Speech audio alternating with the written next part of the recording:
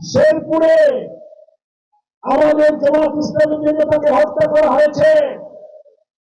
বিএনপির সন্ত্রাসীরা তার উপরে নিষ্ঠুরভাবে হামলা করে ত্রয়োদশ জাতীয় নির্বাচনের প্রকাশ্য প্রচারাভিযানের প্রথম হত্যাকাণ্ডের বিচার এই সরকারকে করতে হবে, খুনিদেরকে গ্রেফতার করতে হবে। আর যেন জামাত ইসলামী সহ কোন দলের প্রার্থীর উপরে হামলা করা না হয়, সেটা নিশ্চিত না করলে দেশ যদি সহিংস হয়ে ওঠে, এই নির্বাচন নিরপেক্ষ হবে না, অবাধ হবে না। ভোট কেন্দ্রে তারা সন্ত্রাস করবে।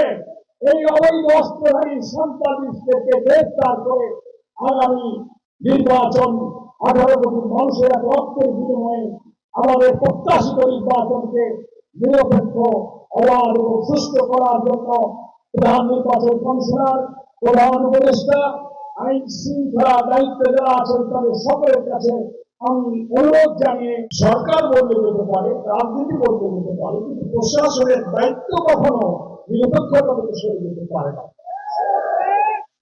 এটার জন্য আমার ওই স্মৃতিটা মনে উঠল যে এই ব্রাহ্মণবাড়িয়ারই একটা মিটিং এ আসবার আগে মামলা হলো।